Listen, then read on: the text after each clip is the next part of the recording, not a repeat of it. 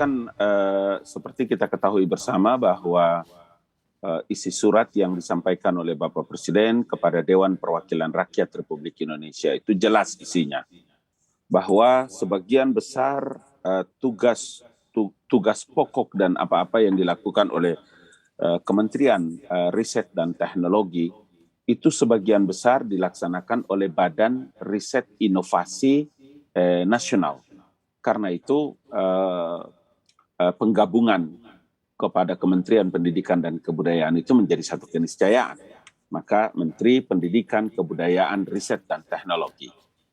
Nah, dalam poin ini maka kita tahu juga bahwa ada satu lagi yang dijelaskan dan disampaikan ke DPR oleh Bapak Presiden itu adalah dibentuknya kementerian baru, namanya Kementerian Investasi, ya, karena hampir di seluruh dunia, hampir, ya, saya tidak sebutkan semua, tapi hampir di seluruh dunia itu punya Kementerian Investasi.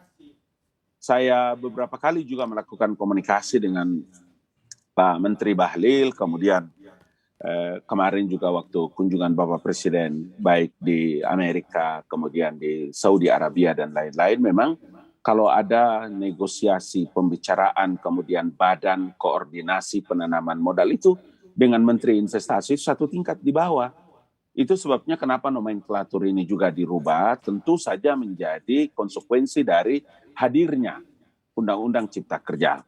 Sehingga berkali-kali kan kita katakan bahwa kepala badan koordinasi penanaman modal itu dalam memberi izin itu jangan lupa bahwa Pak Bahlil itu untuk dan atas nama semua kementerian kalau yang berhak mengeluarkan izin itu. Nah, itu pula yang kenapa menjadi penting izin-izin itu menjadi satu pintu. Karena begini bayangannya, Dinda. Pertama, kalau pemerintah itu memperlambat atau menahan-nahan izin orang berusaha, maka sudah pasti sumber pendapatan negara itu akan menjadi terhambat. Lapangan pekerjaannya juga menjadi sulit. Toh, bagaimana mungkin ada satu perusahaan bisa melakukan operasionalisasi kerja di lapangan sementara dia belum mendapat izin dan tidak mungkin bisa mendapatkan izin untuk orang bekerja, iklim berusaha, mudah berusaha juga setengah mati, sumber pendapatan negara juga terhambat dan lain-lain.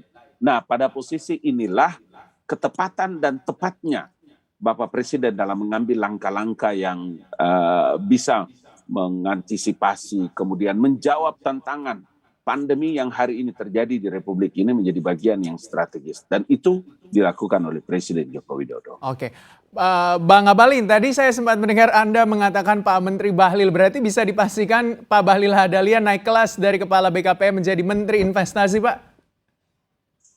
Ya, jadi kalau lihat ini begini. Kalau ada kementerian baru dengan nomenklatur yang ada nih, Menteri Pendidikan, Kebudayaan dan Riset dan Teknologi, itu pasti ada menteri barunya.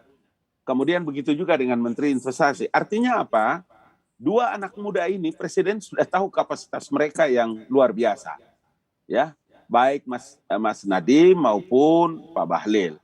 Tapi kan kita tidak bisa mendahului Allah Subhanahu wa Ta'ala. Kenapa? Karena ini menjadi ini menjadi hak prerogatif Presiden. Pasal 17 ayat 2 Undang-Undang Dasar tahun 1945 menjelaskan dengan tegas, Presiden memiliki kewenangan mutlak itu mengangkat dan memberhentikan para menteri karena beliau adalah kepentingan kekuasaan pemerintahan ada di tangan Bapak Presiden. Jadi kita sabar dan menunggu. Ya, gitu.